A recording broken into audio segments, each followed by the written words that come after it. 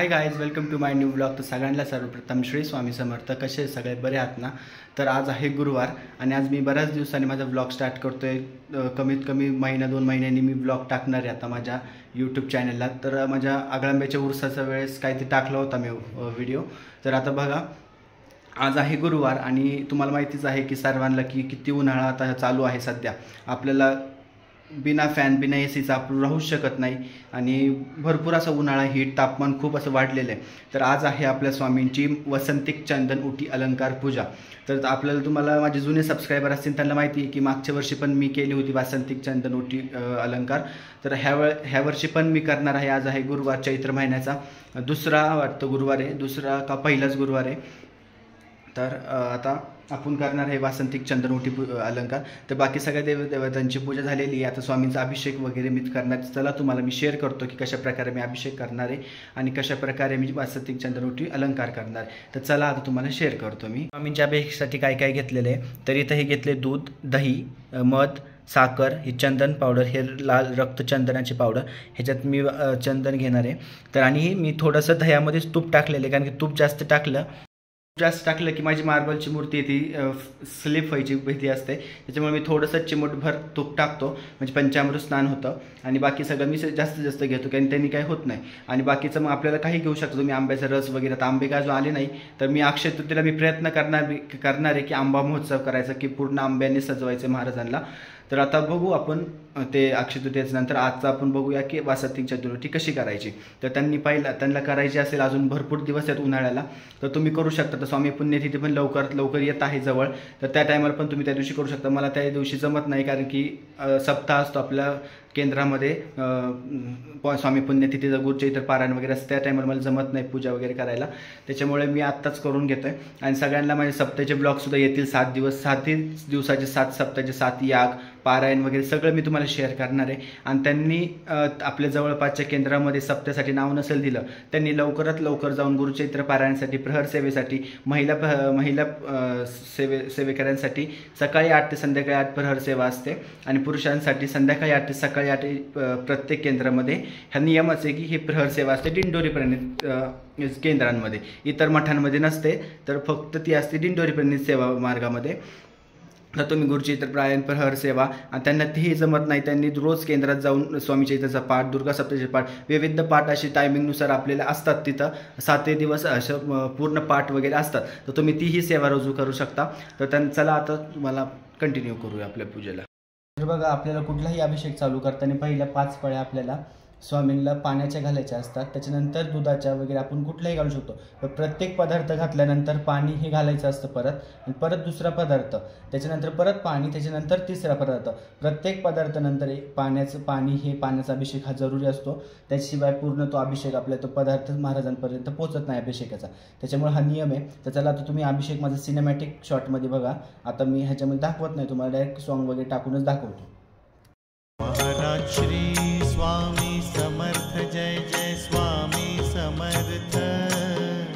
श्री स्वामी समर्थ, जय जय स्वामी समर्थ. महाराज श्री स्वामी समर्थ, जय जय स्वामी समर्थ. श्री स्वामी समर्थ, जय जय स्वामी समर्थ.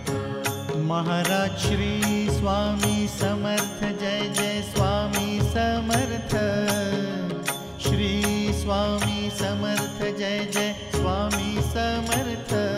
महाराज श्री स्वामी समर्थ, जय जय स्वामी समर्थ.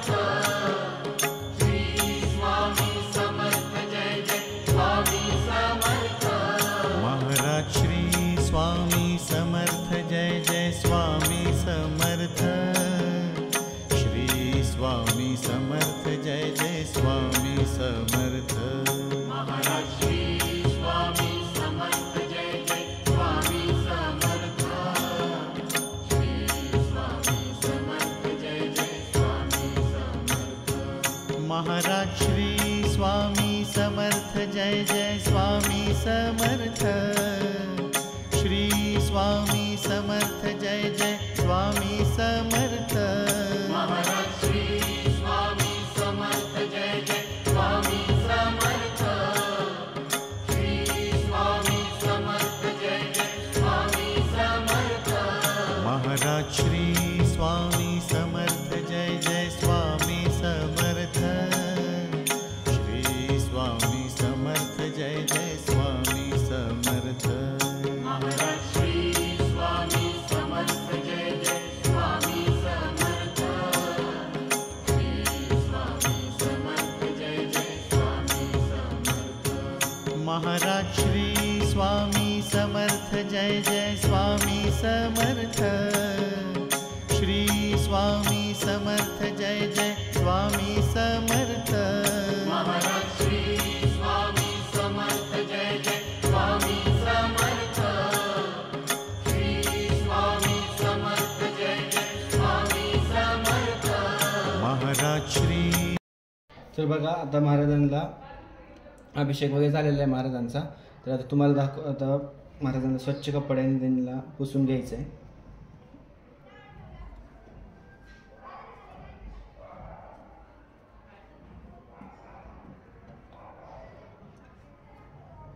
जास्त दाबायचं नाही, जास्त असं हळूहळू प्रेमाने आपण बारीक बाळाला कसं पुसतो तसं त्या टाईप आपल्याला महाराजांना त्यांचं अंग पुसायचं असतं.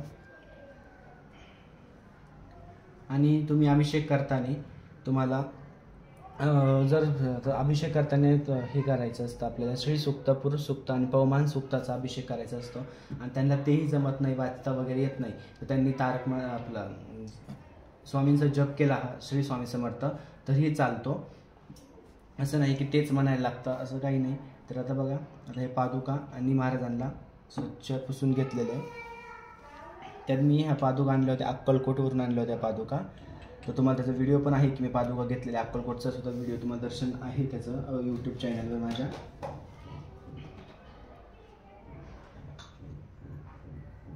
त्याच्यानंतर आपल्याला कापूस घ्यायचा आहे आणि महाराजांना हिना अत्तर लावायचं असतं.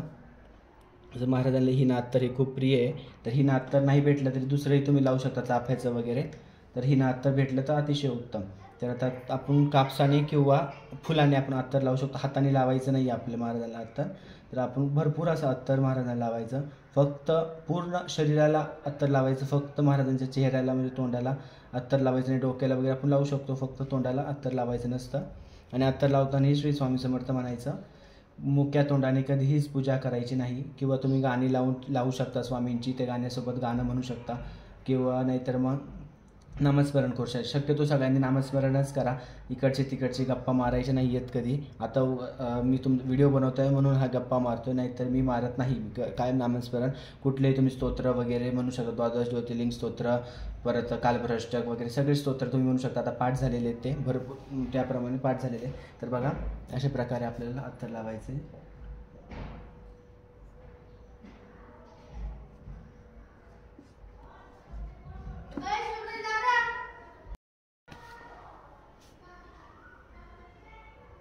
पूर्ण पाठीला वगैरे पूर्ण सगळीकडे अत्तर लावून घ्यायचं आहे, तुमच्या पाठाला वगैरे.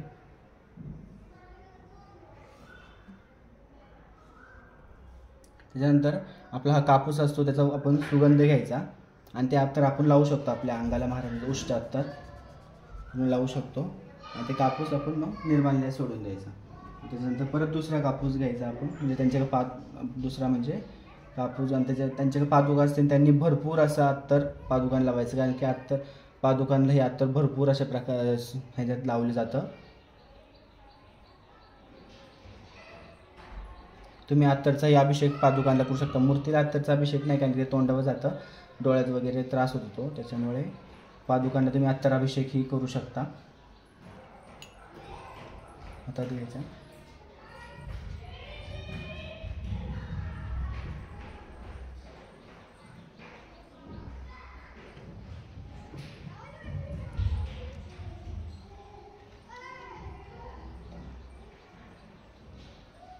इथे तुम्ही श्री स्वामी समर्थ म्हणायचं अत्तर लावताना.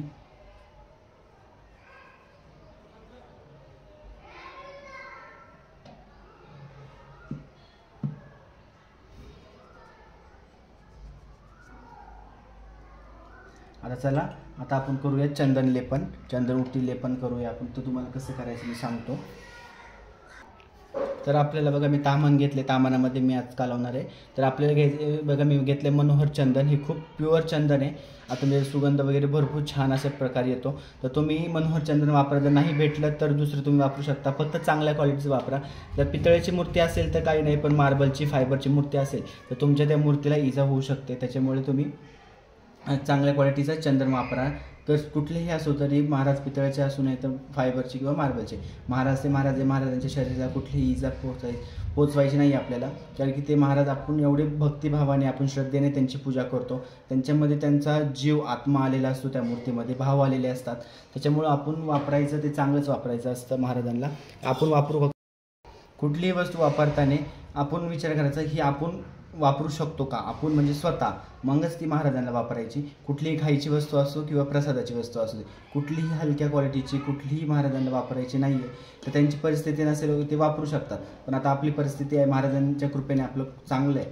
तर आता कुठली गोष्ट घेताना आपण विचार करायचा की ही गोष्ट आपण खायची गोष्ट असेल तर ही गोष्ट आपण खाऊ शकतो का, तरच ती महाराजांना हे अर्पण करायची. नाहीतर घेतली कुठली साधी वस्तू आणि ती अर्पण केली, ह्याला हे नसतं. आणि आपण ती नंतर वस्तू आपण फेकून देतो, मग ते उपयोग नसतो त्या वस्तू आपण अर्पण केल्या प्रसादाचा. तर ते आपल्याला खाता आली पाहिजे, खाण्यायोग्य पाहिजे, तेव्हाच तुम्ही ती वस्तू अर्पण करा महाराजांना. भले तुम्ही नाही केली तरी चालेल, महाराज काय आपल्याकडे मागत नाही, पण तो आपला एक भाव असतो, श्रद्धा असते की आपण नाही महाराजांना प्रसाद दिला पाहिजे, पण तो चांगलाच ह्याचा पाहिजे. काही लोक मी बघतो की काहीतरी हलकं आणतात, काहीतरी व्हायचं म्हणून वाहतात, पण तसं करू.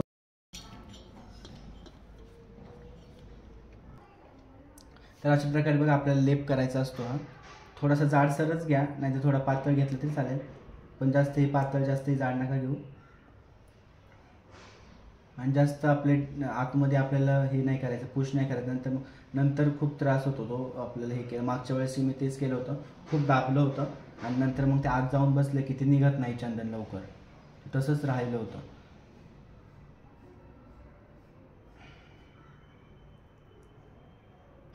आणि एवढेही जास्त नका लावू की त्या महाराजांचं म्हणजे ते आकार दिसला नाही पाहिजे असा, की पोटाचा वगैरे जास्त असतो. मग तर गाईज बघा माझी सगळी पूजा झालेली आहे. मी काय तुम्हाला पूर्ण नाही दाखवू शकलो कशी काय केली, सजवलं वगैरे, कारण की खूप उशीर झाला होता. 12च्या आत मला पूजा उरकून घ्यायची होती, 11:30 वाजलेले आहेत आता.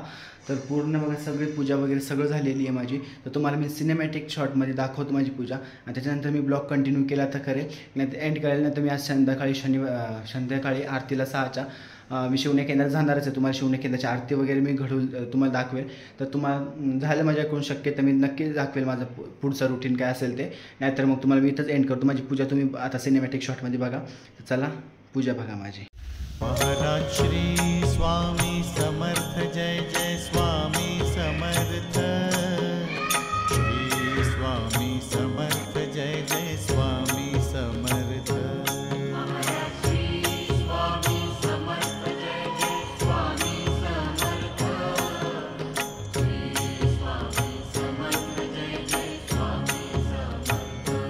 महाराज श्री स्वामी समर्थ, जय जय स्वामी समर्थ. श्री स्वामी समर्थ, जय जय स्वामी समर्थ.